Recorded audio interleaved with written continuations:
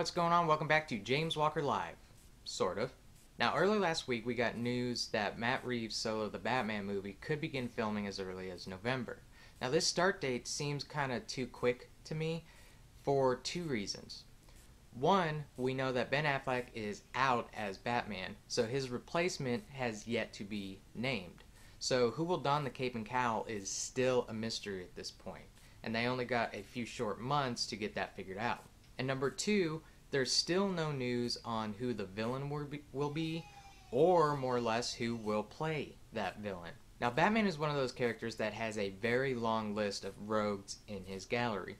And even though I think there are some villains that I would love to see portrayed on the big screen, he also has villains that have been portrayed on the big screen that are in major need of an update. So without further ado, I give you my list of villains I would like to see in a Batman movie, and list of villains who I think need an update. Let's go ahead and start with villains that I want to see in a Batman movie.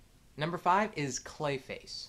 Now, I think Clayface would be a good visual for a Batman movie because of his shape-shifting abilities. And I think there's a good comparison between Batman and Clayface, as they both want to be seen differently than what the people see them as. Batman wants to be seen as a hero and not the vigilante, and Clayface wants to be seen as not a monster, but as this person who is just trying to make it through life. Number 4 is Black Mask.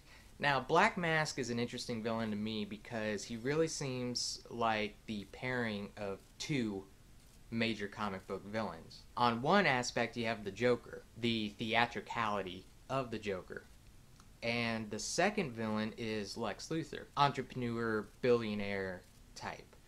So I think that would be a good contrast to Batman. Number 3 is Hugo Strange, and I kind of like the idea of Hugo Strange because there is no alter ego, there is no secret identity. Hugo Strange is Hugo Strange, and he is the man who pretty much deducted on his own that Bruce Wayne is Batman. I think this would be a good pick for a Batman villain because it's not just a fight for Batman, but it's a fight for Bruce Wayne as well.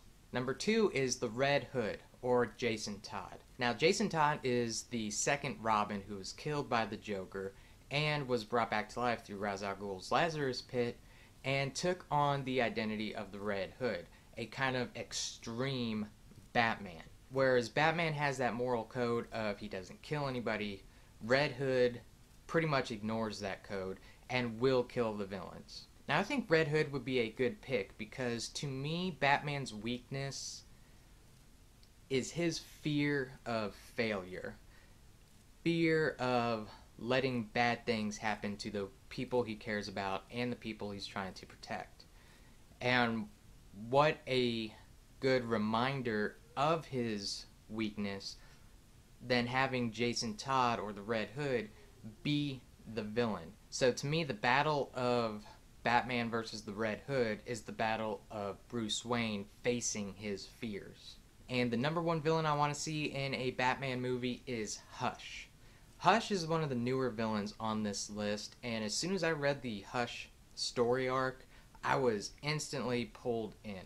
I think Hush is a great character because, once again, Bruce Wayne coming into conflict with Batman. Hush's true identity is Thomas Elliot, a childhood friend of Bruce Wayne who holds Bruce Wayne's family responsible for saving his family, who he hated throughout his whole life.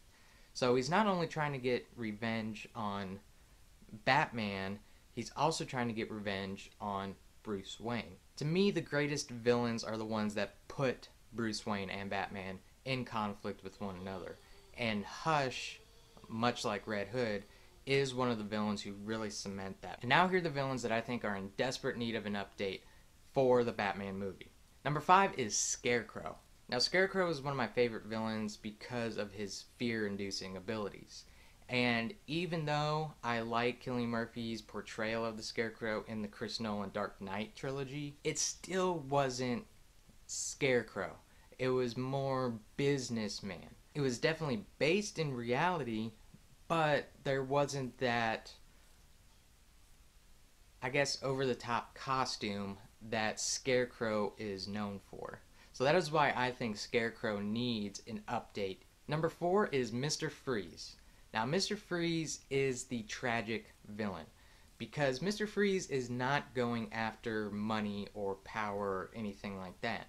He has a purpose of trying to save his wife, who has a pretty much incurable disease. And I think Mr. Freeze needs an update because we've come a long way from Batman and Robin. I think Arnold Schwarzenegger is kind of out of our heads at this point, and an update is really needed for this guy. Number 3 is Penguin. Now, Danny DeVito did a great job of portraying the Penguin, but I think the look of the Penguin is what really needs an update.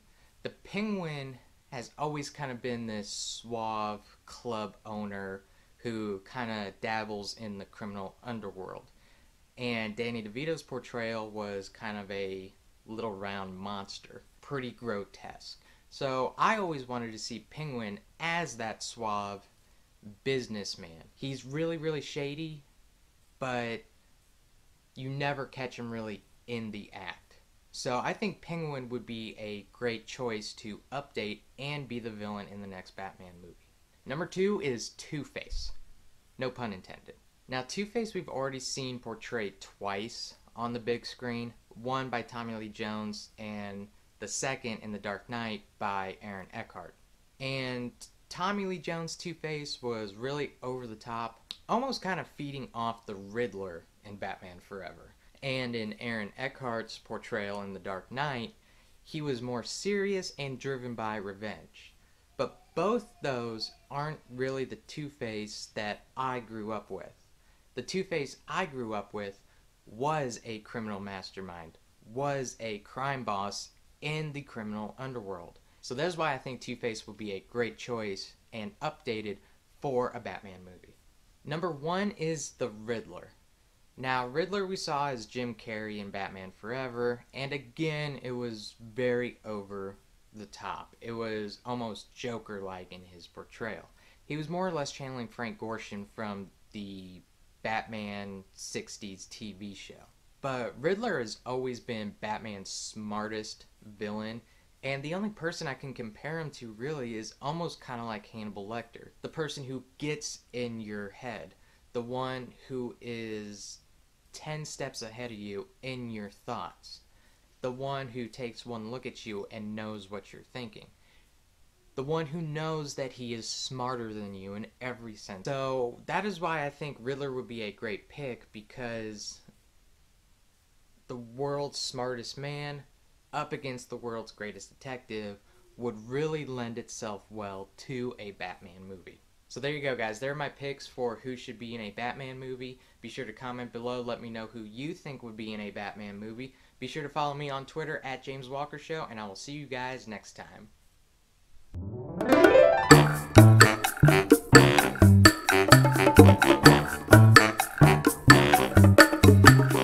I just hope they don't have any ice jokes with Mr. Freeze.